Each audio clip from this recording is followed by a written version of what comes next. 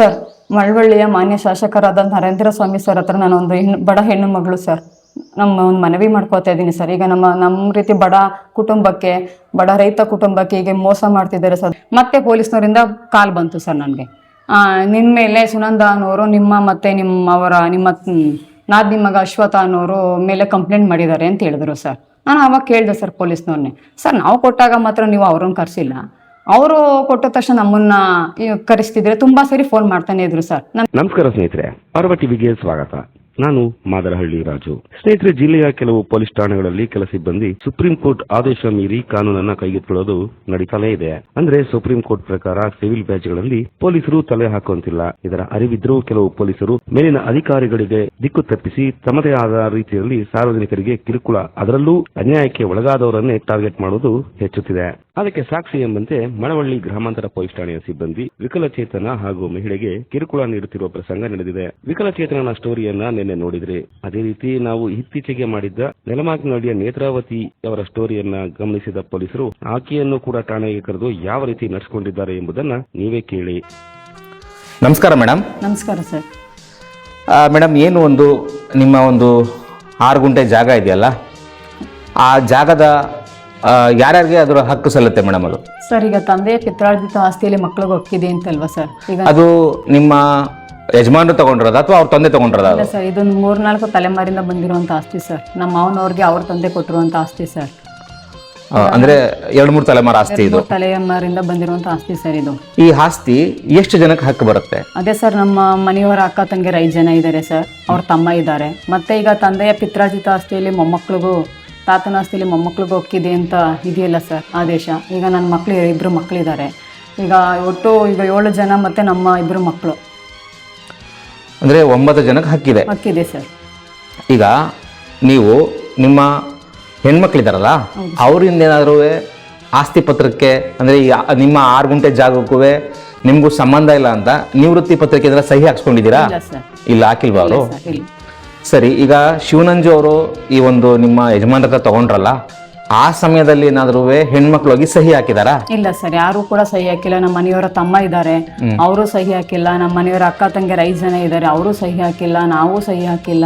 ನಮ್ಗೆ ಯಾರಿಗೂ ಗೊತ್ತಿಲ್ದೇನೆ ಅವ್ರೊಬ್ಬರ ಹತ್ರನೇ ಸಹಿ ಮಾಡಿಸ್ಕೊಂಡಿರೋದು ಸರ್ ಅದು. ಸರಿ ಮೇಡಮ್, ಇವಾಗ ಆಯ್ತು. ಈಗ ಶಿವನಂಜು ಏನೋ ಮೋಸದಿಂದ ಸಹಿ ಹಾಕ್ಸ್ಕೊಂಡ ಅಂತ ಅನ್ಕೊಳ್ಳೋಣ. ಸಬ್ ರಿಜಿಸ್ಟರ್ ಆಫೀಸಲ್ಲಿ ಏನಕ್ಕೆ ಪ್ರಶ್ನೆ ಮಾಡಿಲ್ಲ ಅವರು? ತಾಲೂಕು ಆಫೀಸಲ್ಲಿ RI ಅಥವಾ ಸರ್ವೇರು ಇವ್ರು ಯಾರು ಗಮನಕ್ಕೂ ಬಂದಿಲ್ವಾ ಇದು? ಅದು ಗೊತ್ತಿಲ್ಲ ಸರ್. ನಾನು ಹೋಗಿದ್ದೆ ಸರ್, ಈ ವಿಚಾರಣೆ ನನ್ಗೆ ಗೊತ್ತಾದ್ಮೇಲೆ ಕಂಪ್ಯೂಟರ್ ಅಲ್ಲಿ ತೆಗ್ಸಿ ನೋಡಿಸ್ತೆ ಸರ್. 10ನೇ ತಿಂಗಳಲ್ಲಿ 9/25 ರಿಜಿಸ್ಟರ್ ಮಾಡಿಸ್ಕೊಂಡಿದ್ದಾರೆ ಸರ್. 11ನೇ ತಿಂಗಳಲ್ಲಿ ಖಾತೆ ಬದಲಾವಣೆ ಆಗಿದೆ. ಅದೆಲ್ಲ ತೆಗ್ಸಿ ನೋಡಿಸಿದಾಗ ನಾನು ಸಬ್ ರಿಜಿಸ್ಟರ್ ಆಫೀಸ್ಗೆ ಹೋದೆ ಸರ್. ಈಗ ಅವ್ರನ್ನ ಕೇಳಿದೆ ಸರ್, ನಾನು ಕ್ವಶನ್ ಮಾಡಿದೆ. ಒಬ್ಬ 50 ವರ್ಷ ವ್ಯಕ್ತಿಗೆ, 55 ವರ್ಷ ಆಗಿದೆ ಸರ್ ನಮ್ಮ ಮನೆಯವ್ರಿಗೆ. 55 ವರ್ಷ ಒಬ್ಬ ವ್ಯಕ್ತಿಗೆ ಮದುವೆ ಆಗಲಿಲ್ವಾ, ಮಕ್ಕಳಿಲ್ವಾ, ಅಕ್ಕ ತಂಗಿಯರಿಲ್ವಾ, ಬಂಧು ಬಳಗ ಯಾರು ಇಲ್ಲ ಅಂದ್ಬಿಟ್ಟು ಅದು ಹೇಗೆ ಸರ್ ವಂಶವೃಕ್ಷ ಒಬ್ಬರಿಗೆ ಮಾಡಿಸಿ ನೀವು ರಿಜಿಸ್ಟರ್ ಮಾಡಿಸಿದ್ದೀರಾ ಅಂತ ಕೇಳಿದೆ ಸರ್ ಸಬ್ ರಿಜಿಸ್ಟರ್ ಆಫೀಸಲ್ಲಿ. ಅವ್ರು ಹೇಳಿದ್ರು, ಅದೇನೋ ನಮಗೆ ಗೊತ್ತಿಲ್ಲ ಕಣಮ್ಮ, ಅವ್ರ ಹೆಸರಲ್ಲಿ RTC ಇತ್ತು, ನಾವು ಮಾಡಿದ್ವಿ. ಇದನ್ನು ಪರಿಶೀಲನೆ ಮಾಡಬೇಕಾದವರು ನಿಮ್ಮ ವಿಲೇಜ್ ಅಕೌಂಟ್ರು ಮತ್ತು RI ಅಂತ ಅವ್ರು ಹೇಳಿದ್ರು ಸರ್.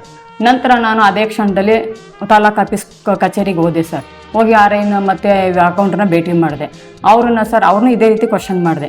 ಒಬ್ಬ ವ್ಯಕ್ತಿಗೆ 50 ವರ್ಷ ವ್ಯಕ್ತಿಗೆ ಮದುವೆ ಆಗಿಲ್ವಾ, ಅಕ್ಕ ತಂಗಿ ಯಾರೂ ಇಲ್ವಾ, ಅದೇ ವಂಶವೃಕ್ಷ ನೀವು ಪರಿಶೀಲನೆ ಮಾಡ್ದೇನೆ ನೀವು ಹಿಂಗೆ ಖಾತೆ ಬದಲಾವಣೆ ಮಾಡಿದ್ರ ಅಂತ ಅಲ್ಲೋಗಿ ತಾಲೂಕು ಕಚೇರಿಯಲ್ಲಿ ಕೇಳಿದೆ ಸರ್ ನಾನು. ಅದಕ್ಕೆ RI ಹೇಳ್ತಾರೆ, ನಮ್ಗೆ ಅದು ಬರಲ್ಲ, ಸಬ್ ರಿಜಿಸ್ಟರ್ ಆಫೀಸರು ರಿಜಿಸ್ಟರ್ ಆಗಿದೆಯಾ ಅಷ್ಟೇ, ನಮಗೆ ನಾವು ಖಾತೆ ಬದಲಾವಣೆ ಮಾಡ್ತೀವಿ. ಯಾವುದೇ ಈ ತರ ಆಸ್ತಿ ಪರಬಾರೆ ಆಗ್ಬೇಕಾದ್ರೆ ಒಂದು ನೋಟಿಸ್ ಅಂತ ಹಾಕ್ತಾರೆ, ಅದ್ರ ಬಗ್ಗೆ ಏನಾರ ಹೇಳಿದ್ರೆ? ಇಲ್ಲ ಸರ್, ಇಲ್ಲ ನೋಟಿಸ್ ಹಾಕಿಲ್ವಾ? ಹಾಕಿಲ್ಲ. ಇವ್ರು ರಿಜಿಸ್ಟರ್ ಆಫೀಸ್ ಅವ್ರು ಹೇಳಿದ್ರು ಸರ್, ಅವರು ನಿಮ್ಮ ಊರಲ್ಲಿ ಗ್ರಾಮ ಪಂಚಾಯತಿಲಿ ಅವರು ನೋಟಿಸ್ ಅಂಟಿಸ್ಬೇಕಣಮ್ಮ, ಇದು ಅವ್ರದ್ದು ಅಂತ ರಿಜಿಸ್ಟರ್ ಆಫೀಸ್ ಹೇಳಿದ್ರು. ಇಲ್ಲಿ ಬಂದು ಕೇಳಿದ್ರೆ, ಅಕೌಂಟ್ರ್ ಕೇಳಿದ್ರೆ, ಇದಕ್ಕೂ ನಮಗೂ ಸಂಬಂಧ ಇಲ್ಲ, ರಿಜಿಸ್ಟರ್ ಆದ್ಮೇಲೆ ನಾವು ಡೈರೆಕ್ಟಾಗಿ ಖಾತೆ ಮಾಡ್ತೀವಿ ಅಂತ ಇವ್ರು ಹೇಳ್ತಾರೆ. ಇವ್ರ ಮೇಲೆ ಅವ್ರು ಹೇಳ್ತಾರೆ, ಅವ್ರ ಮೇಲೆ ಇವ್ರು ಹೇಳ್ತಿದ್ದಾರೆ ಸರ್. ನೀವು ಈ ವಿಚಾರವಾಗಿ ನ್ಯಾಯಾಲಯದ ಕತೆ ತಟ್ಟಿದ್ದೀರಾ ಮೇಡಮ್? ಹೌದು ಸರ್, ನಮ್ಮ ಕುಟುಂಬದ ಸದಸ್ಯರು, ಅದೇ ನಮ್ಮ ಮನೆಯವರು ಇದ್ದಾರಲ್ಲ, ಅವ್ರ ಅಕ್ಕ ತಂಗಿಯವರು ಇವಾಗ ಕೋರ್ಟಲ್ಲಿ ದಾವೆ ಹಾಕಿದ್ದಾರೆ ಸರ್, ಕೇಸ್ ಮಾಡಿದ್ದಾರೆ. ಕೋರ್ಟಲ್ಲಿ ಕೇಸ್ ಮಾಡಿದ್ದಾರೆ ಸರ್, ಕೇಸ್ ಹಾಕಿದ್ದಾರೆ. ನಾವು ಕೇಸ್ ನಾವು ಜೋಳ ಕುಯ್ತಾ ಇದ್ವಿ ಸರ್. ನಮ್ಮ ಜಮೀನಲ್ಲಿ ನಾವು ಸ್ವಾಧೀನದಲ್ಲಿದ್ವಿ, ನಾವು ಜೋಳ ಹಾಕೊಂಡಿದ್ವಿ, ಜೋಳ ಕುಯ್ತಾ ಇದ್ವಿ. ಕೋರ್ಟಲ್ಲೂ ಕೂಡ ಕೇಸು ಹಾಕಿದ್ವಿ ಸರ್ ನಾವು. ಎಷ್ಟೇ ಸಿಕ್ಕಿದೆಯಾ ನಿಮಗೆ? ಅಷ್ಟೇ ಸಿಕ್ಕಿದೆ ಸರ್. ಈಗ ಅಲ್ಲಿ ಒಂದು ಮುಳ್ತಂತಿ ಬೇಲಿ ಇದೆ, ಅದು ನೀವೇ ಹಾಕ್ಸಿರೋದಾ? ಹೌದು ಸರ್, ನಾವೇ ಹಾಕ್ಸಿರೋದು. ನೀವೇ ಹಾಕ್ಸಿರಲ್ಲ? ನಾವೇ ಹಾಕ್ಸಿರೋದು. ಓ, ಏನಂದ್ರೆ ಯಾರು ಬೇರೆಯವ್ರು ಬಂದು ಇದರ ತೊಂದರೆ ಕೊಡ್ತಾರೆ ಅಂತ ನೀವೇ ಹಾಕ್ಸ್ಕೊಂಡಿದ್ದೀರಾ? ನಾವೇ ಹಾಕಿಸ್ಕೊಂಡಿದ್ದೀವಿ. ಈಗ ನಂತರ ಮೇಡಮ್ ಇಷ್ಟೆಲ್ಲ ಆದ್ಮೇಲೆ ನೀವು ಆ ಸ್ಟೇ ಕಾಪಿನೆಲ್ಲ ಯಾರ್ಯಾರು ತಲುಪಿಸಿದ್ದೀರಾ? ಅದೇ ಸರ್, ಸ್ಟೇ ಕಾಪಿ ಬಂತು ಸರ್. ಸ್ಟೇ ಕಾಪಿ ಬರೋಕೆ ಮುಂಚೆ ಇನ್ನೊಂದು ವಿಷಯ ಆಯಿತು ಸರ್. ಏನು ಹೇಳಿ? ನಮ್ಮ ಜಮೀನಲ್ಲಿ ಜೋಳನ ಕಟ್ ಮಾಡ್ಕೊಂಡು ಹೋಗ್ತಿದ್ರು ಸರ್. 23ನೇ ತಾರೀಕು ನಾನು ಸ್ಕೂಲ್ಗೆ ಹೋಗ್ತಿದ್ದೆ. ಆ ಟೈಮಲ್ಲಿ ಜೋಳ ಕಟ್ ಮಾಡಿಕೊಂಡು ಗಾಡಿ ಎಲ್ಲ ಜಮೀನ್ ಹತ್ರ ನಿಂತಿತ್ತು ಸರ್. ಆ ಕ್ಷಣದಲ್ಲಿ ನಮ್ಮ ಜಮೀನಲ್ಲಿ ಯಾರೋ ಜೋಳ ಕಟ್ ಮಾಡ್ತಿದಾರಲ್ಲ ಅಂತ ಹೋದೆ ಸರ್. ಹೋಗಿ ಅವರು ನಮ್ಮೂರಲ್ಲಿ ಇರೋರೆ ಸರ್. ಅವರು ನಮ್ಮೂರಲ್ಲಿ 4-5 ವ್ಯಕ್ತಿಗಳೆಲ್ಲರನ್ನು ಸೇರಿಸ್ಕೊಂಡು ಜೋಳ ಕಟಾವು ಮಾಡ್ಕೊಂಡು ಹೋಗ್ತಿದ್ರು. ಆ ಜೋಳ ಯಾರು ಬೆಳೆದಿದ್ದು? ಅದು ನಾವು ಬೆಳೆದಿರೋದು ಸರ್. ಅದಕ್ಕೆ ಮುಂಚೆನೆ ಇವರೇ ಶಿವನಂಜನೇಗೌಡರು ಕಂಪ್ಲೇಂಟ್ ಕೊಟ್ಟಿದ್ರು ಸರ್. ಸುನಂದ್ ಅವರು ಹಿಂದಿನ ದಿನ ಡಿಸೆಂಬರಲ್ಲೇ ಕಂಪ್ಲೇಂಟ್ ಕೊಟ್ಟಿದ್ರು. ಪೊಲೀಸ್ ಸ್ಟೇಷನ್ಗೆ ಹೋಗಿದ್ವಿ. ಅವರೇ ಕರ್ಸಿದ್ರು. ಏನಮ್ಮ ಅವ್ರು ಜೋಳನ ಕಟ್ ಮಾಡ್ಕೋತಿದ್ರಲ್ಲ ಅಂತ ಕೇಳಿದ್ರು ಸರ್ ಪೊಲೀಸ್ನವರು. ಅವಾಗ ನಾನು ಹೇಳಿದೆ ಸರ್ ಅವ್ರು ಜಮೀನು ತಗೊಂಡಿರೋದು 10ನೇ ತಿಂಗಳು, ಖಾತೆ ಬದಲಾವಣೆಗೆ 11ನೇ ತಿಂಗಳು, 1 ತಿಂಗಳಿಗೆ ಜೋಳ ಬೆಳೆದಿದ್ದೀರಾ ಸರ್. ಈ ವಿಷಯ ನಮಗೆ ಗೊತ್ತಿಲ್ಲ. ನಾವಿವಾಗ ಕೋರ್ಟಲ್ಲಿ ಕೇಸ್ ನಡೀತಿದೆ. ಈಗ ನಾವೇ ಸರ್ ಸ್ವಾಧೀನದಲ್ಲಿ ಇರೋದು ಅಂತ ಹೇಳಿದ್ವಿ. ಆಗ ಪೊಲೀಸ್ನವ್ರು ಹೇಳಿದ್ರು, ಹೌದು ಈಗ ಅಂತ ವಿಚಾರಣೆ ಮಾಡಿಬಿಟ್ಟು ನೋಡಮ್ಮ ನೀನು ಜೋಳ ಕುಯ್ಕೊಂಡು ಹೋಗು. ನೆಕ್ಸ್ಟ್ ನೀವು ಕೋರ್ಟಲ್ಲಿ ಏನು ಕೇಸ್ ಇದೆ ನೀನು ಸ್ಟೇ ತಗೊಬಂದು ಕೊಡಿಯಮ್ಮ, ನಿಮಗೆ ನಾವು ರಕ್ಷಣೆ ಕೊಡ್ತೀವಿ ಅಂತ ಹೇಳ್ಬಿಟ್ಟು ಅವರು ಅಷ್ಟೇ ಅವರ ಜೋಳ ಕಟಾವಾಗೋ ತನಕ ನೀವು ಹೋಗಿ ತೊಂದರೆ ಮಾಡಬಾರ್ದು ಅಂತ ಅವ್ರು ಹೇಳಿದರು ಸರ್. ಇದೆಲ್ಲ ಮಾತುಕತೆ ನಡೆದಿದ್ದು ನಿಮ್ಮ ಹೊಲದ ಹತ್ರನ ಪೊಲೀಸ್ ಸ್ಟೇಷನ್? ಪೊಲೀಸ್ ಸ್ಟೇಷನಲ್ಲಿ ಸರ್. ಪೊಲೀಸ್ ಸ್ಟೇಷನ್ ಅವರೇ ಕಂಪ್ಲೇಂಟ್ ಕೊಟ್ಟಿದ್ರು. ನಾವೇ ಹೋಗಿದ್ವಿ. ಇರೋ ವಿಷಯ ಹೇಳಿದ್ವಿ. ಅವರು ಅಷ್ಟೇ ಹೇಳಿದ್ರು, ಅವರ ಇದಕ್ಕೆ ಜೋಳ ಕಟಾವು ಮಾಡೋಕೆ ತನಕ ನೀವು ತೊಂದರೆ ಕೊಡಬಾರ್ದು ಅಂತೇಳಿ ಕಳಿಸಿದ್ರು ಸರ್ ಅವ್ರನ್ನ. ಅದೇ ರೀತಿ ನಾವು ಜೋಳ ಕಟಾವು ಮಾಡ್ತಿದ್ವಿ. ಇವ್ರು ಏನು ಮಾಡಿದವ್ರು 23ನೇ ತಾರೀಕಲ್ಲಿ ಕಟ್ ಮಾಡ್ಕೊಂಡು ಹೋಗ್ತಾವ್ರೆ ಸರ್. ನಮಗೆ ಅಲ್ಲಿ ಹೋಗ್ಬೇಕಾರೆ ನೋಡಿದೆ, ಗದ್ದೆಲ್ಲಿ ಕೇಳಿದೆ, ಯಾಕೆ ನೀವು ಹಿಂಗೆ ತೊಂದರೆ ಕೊಡ್ತಾ ಇದ್ದೀರಾ ಅಂತ ಕೇಳಿದ್ರೆ ಗಲಾಟೆ ನಡೀತೀವಿ ಸರ್. ಆವಾಗ ನನಗೂ ಸ್ವಲ್ಪ ಭಯ ಇತ್ತು. ಗದ್ದೆಯಲ್ಲಿ ಒಂದು 7-8 ಜನ ಇದ್ರು ಸರ್. ನಮ್ಮೂರಲ್ಲಿ ಒಬ್ಬರು ಸಿದ್ದರಾಜು ಅನ್ನೋರು, ಮತ್ತು ಬಡ್ಡ ಅಂತ ತುಂಬ ವ್ಯಕ್ತಿಗಳು ಅವ್ರ ಕಡೆಯವರು ಇದ್ದರು ಸರ್. ಭಯ ಆಯಿತು ನನಗೆ. ಒಬ್ಬಳೇ ಅಲ್ವಾ ಸರ್, ನಮ್ಮ ಮನೆಯವರಿದ್ದರು. ಭಯ ಆಯಿತು. ಆವಾಗೇನು ಮಾಡಿದೆ, 112ಗೆ ಫೋನ್ ಮಾಡಿದೆ ಸರ್. 112 ಪೊಲೀಸು ಫೋನ್ ಮಾಡಿದೆ. ಪೊಲೀಸ್ನವರು ಬಂದರು. ಅಷ್ಟೊತ್ತಿಗೆ ನಮ್ಮ ಮನೆಯವರ ತಂಗಿ ಮಗನೂ ಬಂದರು. ಗಲಾಟೆ ಆಯಿತು. ಪೊಲೀಸ್ನವ್ರು ವಿಚಾರಣೆ ಮಾಡಿದರು. ಯಾರಮ್ಮ ಇದು ಬೆಳೆದಿರೋದು ಅಂತ ಕೇಳಿದ್ರು. ನಾನೇ ಸರ್ ಸ್ವಾಧೀನದಲ್ಲಿರೋದು, ನಿಮ್ಮ ಪೊಲೀಸ್ ಸ್ಟೇಷನಲ್ಲಿ ಹಿಂಗೆಲ್ಲ ತೀರ್ಮಾನ ಆಗಿತ್ತು, ಈಗ ಕದ್ದು ಕಟಾವು ಮಾಡ್ಕೊಂಡು ಹೋಗ್ತಿದ್ದಾರೆ ಎಂದು ಪಾಪ ಸಿದ್ದರಾಜು ಸರ್ ಅವರು ನಮಗೆ ಜೋಳನ ನಮ್ಗೆ ಹಾಕಿಸ್ಕೊಟ್ರು ಸರ್. ಮೇಡಮ್, ಈ ಎಲ್ಲ ವಿಚಾರವಾಗಿ ನೀವು ಪೊಲೀಸ್ ಠಾಣೆಗೆ ಏನಾದರೂ ದೂರುಗೀರು ಏನಾದ್ರು ಕೊಟ್ಟಿದ್ರಾ?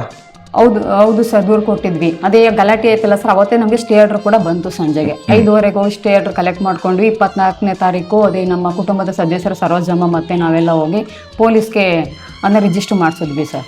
ಒಬ್ಬರೇ ಹೋಗಿದ್ರಾ? ಯಾರು ಹೋಗಿದ್ರಿ? ಇಲ್ಲ, ಸರೋಜಮ್ಮ. ಸರೋಜಮ್ಮ ಅಂದರೆ ನಿಮ್ಮ ಯಜಮಾನ್ರ ಸಹೋದರಿ ಮತ್ತು ಅವ್ರ ತಂಗಿ ಮಗ ಅಶ್ವಥ, ನಾನು 3 ಜನ ಹೋಗಿದ್ವಿ. ಪೊಲೀಸ್ ಸ್ಟೇಷನ್ ರಿಜಿಸ್ಟರ್ ಮಾಡಿಸಿದ್ವಿ ಸರ್. ಅವ್ರನ್ನ ಕರೆಸಿ ಸರ್, ನಮಗೆ ಸ್ಟೇ ಆರ್ಡರ್ ಆಗಿದೆ, ಹಿಂಗೆ ತೊಂದರೆ ಕೊಡ್ತಿದ್ದಾರೆ ಅಂತ ಹೇಳಿದ್ವಿ. ಅವರು ಫೋನ್ ಮಾಡಿದ್ರು. ಫೋನ್ ರಿಸೀವ್ ಮಾಡಿಲ್ಲ ಅಂದರು. ಅದಕ್ಕೆ ಬೆಳಗ್ಗೆಗೆ ಕರೆಸಿ ಸರ್ ನಮಗೆ ಅಂದ್ಬಿಟ್ಟು ನಾನು ಫೋನ್ ನಂಬರ್ ಕೊಟ್ಟೆ ಸರ್. ಆದ್ರೂ ಅವರು ಕರೆಸಿಲ್ಲ ಸರ್, ನಮಗೂ ಏನೂ ಫೋನ್ ಮಾಡಲಿಲ್ಲ. ಆಯ್ತು ಅಂದ್ಬಿಟ್ಟು ನಾವು ಸುಮ್ಮನೆ ಆದ್ವಿ. ಅದೊಂದು 3-4 ದಿನ ಆದಮೇಲೆ ಮತ್ತೆ ಪೊಲೀಸ್ನವರಿಂದ ಕಾಲ್ ಬಂತು ಸರ್ ನನಗೆ. ನಿಮ್ಮ ಮೇಲೆ ಸುನಂದ ಅನ್ನೋರು ನಿಮ್ಮ ನಾದಿನಿ ಮಗ ಅಶ್ವಥ ಅನ್ನೋರು ಮೇಲೆ ಕಂಪ್ಲೇಂಟ್ ಮಾಡಿದ್ದಾರೆ ಅಂತ ಹೇಳಿದ್ರು ಸರ್. ನಾನು ಅವಾಗ ಕೇಳಿದೆ ಸರ್ ಪೊಲೀಸ್ನವ್ರನ್ನೇ, ಸರ್ ನಾವು ಕೊಟ್ಟಾಗ ಮಾತ್ರ ನೀವು ಅವ್ರನ್ನ ಕರೆಸಿಲ್ಲ, ಅವರು ಕೊಟ್ಟ ತಕ್ಷಣ ನಮ್ಮನ್ನ ಕರೆಸ್ತಿದ್ರೆ ತುಂಬ ಸರಿ ಫೋನ್ ಮಾಡ್ತಾನೆ ಇದ್ರು ಸರ್. ನನಗೆ ಅದೇ ಸಿಡಿ ಹಬ್ಬ ಇತ್ತು. ಹಬ್ಬದ್ಗೆ ಇದರಲ್ಲಿ ಹೋಗೋಕ್ಕಾಗ್ತಿರ್ಲಿಲ್ಲ. ಕೇಳಿದೆ ಸರ್, ಇಲ್ಲ ಕಣಮ್ಮ ಬನ್ನಿ ಇಬ್ರು ಬನ್ನಿ ಮಾತಾಡ್ಕೊಂಡು ಹೋಗೋರಂತೆ ಅಂತ ತುಂಬ ಸರಿ ಫೋನ್ ಮಾಡಿದ್ರು. ನಿಮಗೆ ನೋಟಿಸ್ ಏನಾರು ಕೊಟ್ಟಿದ್ರಾ? ಇಲ್ಲ ಸರ್, ನೋಟಿಸ್ ಕೊಟ್ಟಿಲ್ಲ.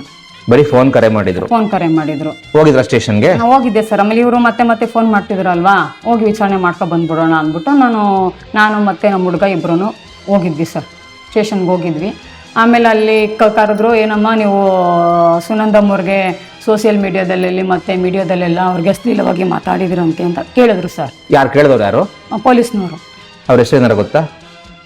ದೇವ್ರ ಹೆಸರು ಗಂಗಾಧರ್ ಏನೋ ಅಂತ ಇರಬೇಕು ಸರ್. ಇರಬೇಕು, ನನಗೂ ಸರಿಯಾಗಿ ಗೊತ್ತಿಲ್ಲ. ಕೇಳಿದ್ರು ಸರ್ ಅವರು. ಅದಕ್ಕೆ ಸರ್ ನಾನು ಮೀಡಿಯಾದಲ್ಲಿ ಮಾತಾಡಿರೋದು ನನ್ನ ಕಷ್ಟನ ನಾನು ಮೀಡಿಯಾದ ಹತ್ರ ಹೇಳ್ಕೊಂಡಿದ್ದೀನಿ. ಅದು ತಪ್ಪ ಸರ್. ನನ್ನ ಕಷ್ಟನ ಅವ್ರು ಕೇಳಿದ್ರೆ, ಏನಮ್ಮ ನಿನ್ನ ತೊಂದರೆ ಆಗಿದೆ ಅಂತ, ನಿನ್ನ ಕಷ್ಟ ಏನು ಅಂತ ಕೇಳಿದ್ರು. ನಾನು ಕಷ್ಟ ಹೇಳ್ಕೊಂಡೆ ಸರ್. ಈಗ ವೀಡಿಯೋನೇ ಇದೆ, ವೀಡಿಯೋದಲ್ಲೇ ನೋಡಿ. ಇದು ನಾನೇನು ಹೇಳಬೇಕು ಅಂತೇನಿಲ್ಲ ಸರ್, ವೀಡಿಯೋ ಇದೆಯಲ್ಲ ವೀಡಿಯೋದ ಕಳಿಸ್ಕೊಂಡು ನೋಡಿ ಅಂತ ಅವ್ರ ಹತ್ರ ಹೇಳಿದೆ ಸರ್. ನಂತರ ಸರ್ ಆಮೇಲೆ ಸರ್ಕಲ್ ಸರ್ ಹತ್ರ ಕರ್ಕೊಂಡು ಹೋದ್ರು ಸರ್. ಸರ್ಕಲ್ ಇನ್ಸ್ಪೆಕ್ಟರ್ ಸರ್ ಇದ್ರು, ಕರ್ಕೊಂಡು ಹೋದ್ರು. ಆಮೇಲೆ ಅವ್ರು ಹಿಂಗೆ ಕಂಪ್ಲೇಂಟ್ ಮಾಡಿದ್ದಾರೆ ಸರ್ ಅಂತ ಅವ್ರು ಹೇಳಿದ್ರು. ಆಮೇಲೆ ನಮ್ಮದು ದಾಖಲಾತಿ ಎಲ್ಲ ನಾವು ಕೊಟ್ವಿ ಸರ್. ಸರ್ಕಲ್ ಇನ್ಸ್ಪೆಕ್ಟರ್ ಸರ್ ಹತ್ರ ಎಲ್ಲ ಪ್ರತಿಯೊಂದು ವಿಷಯನೂ ಹೇಳಿದ್ವಿ ಸರ್. ಸರ್ ಈಗ ಅನ್ಯಾಯದಿಂದ ಅಕ್ರಮವಾಗಿ ನಮ್ಮ ಮನೆಯವರಿಂದ ಹಿಂಗೆ ಬರ್ಸ್ಕೊಂಡಿದ್ದಾರೆ ಸರ್. ಅವ್ರ ಹುಡುಗರು, ಅವ್ರಿಗೆ ವಿದ್ಯಾವಂತರು. ಈಗ ನನಗೆ ಮಕ್ಕಳಿದ್ದಾರೆ ಸರ್. ಒಬ್ಬ ನಮ್ಮ ಮೈದ್ನೋರು ಇದ್ದಾರೆ, ಹ್ಯಾಂಡಿಕ್ಯಾಪು, ಅವ್ರನ್ನೂ ಸಾಕ್ತಾ ಇದ್ದೀನಿ ಅಂತ ಅವ್ರ ಹತ್ರ ಹೇಳ್ಕೊಂಡೆ ಸರ್. ಅವ್ರ ದಾಖಲಾತಿ ಎಲ್ಲ ನೋಡಿ ಅವರು ನಮ್ಮ ನೈಟ್ ಪರವಾಗಿ ಮಾತಾಡಿದ್ರು ಸರ್. ನೋಡಿ ಅಮ್ಮ, ನಿಮ್ಮ ದಾಖಲಾತಿ ಎಲ್ಲನೂ ಕೋರ್ಟ್ಗೆ ವರ್ಣನೆ ಮಾಡಿ ಅಲ್ಲಿಂದ ನೀವು ಸ್ಟೇ ತಗೊಬನ್ನಿ, ಪೊಲೀಸ್ ಪ್ರೊಟೆಕ್ಷನ್ ತಗೊಬನ್ನಿ, ನಾನು ಖಂಡಿತವಾಗ್ಲೂ ನಿಮ್ಗೆ ಪ್ರೊಟೆಕ್ಷನ್ ಕೊಡ್ತೀನಿ. ನಿಮ್ಮ ಜಮೀನನ್ನು ಬಿಡಿ ಅನ್ನೋಕ್ಕೆ ನಾವ್ಯಾರು, ಇದು ಸಿವಿಲ್ ಮ್ಯಾಟ್ರು, ಇದಕ್ಕೂ ನಮಗೂ ಸಂಬಂಧ ಬರಲ್ಲ ಅಂತ ನ್ಯಾಯವಾಗಿ ಮಾತಾಡಿ ನಿಂಗೆ ಅನ್ಯಾಯ ಆಗಿದೆ ಇಲ್ಲ ಅಂತ ಹೇಳ್ತೀರ ಕಣಮ್ಮ ಅಂತ ಹೇಳ್ಬಿಟ್ಟು ಅಲ್ಲೇ ಯಾರೋ ಒಬ್ಬರು ಪೊಲೀಸ್ನವ್ರು ಇದ್ದರು ಸರ್.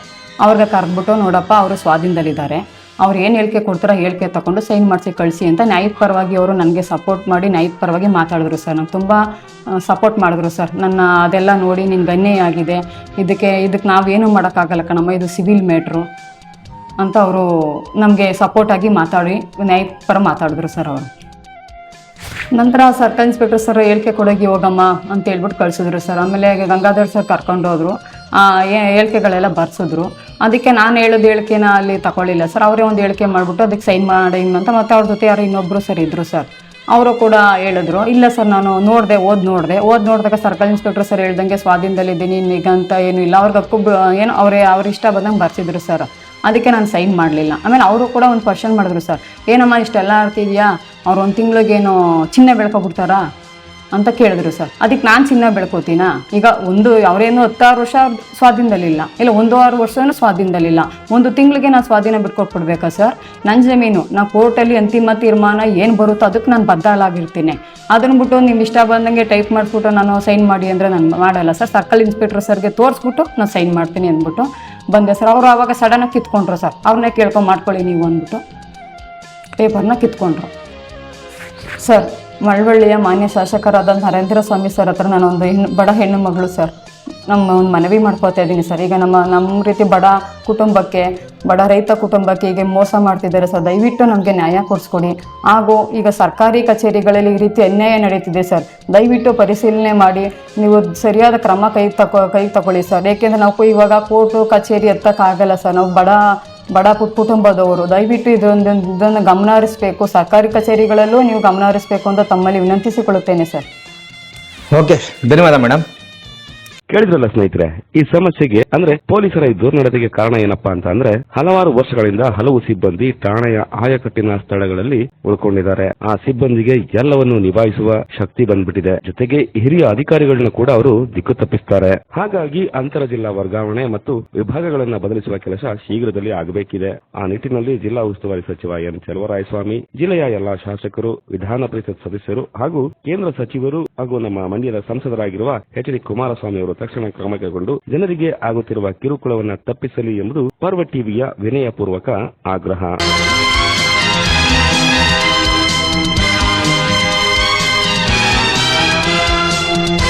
ನಮ್ಮ ಯೂಟ್ಯೂಬ್ ಚಾನೆಲ್ನ ಸಬ್ಸ್ಕ್ರೈಬ್ ಆಗಿ, ಲೈಕ್ ಮಾಡಿ, ಪಕ್ಕದಲ್ಲಿ ಕಾಣಿಸೋ ಬೆಲ್ ಐಕನ್ನ ಕ್ಲಿಕ್ ಮಾಡಿ.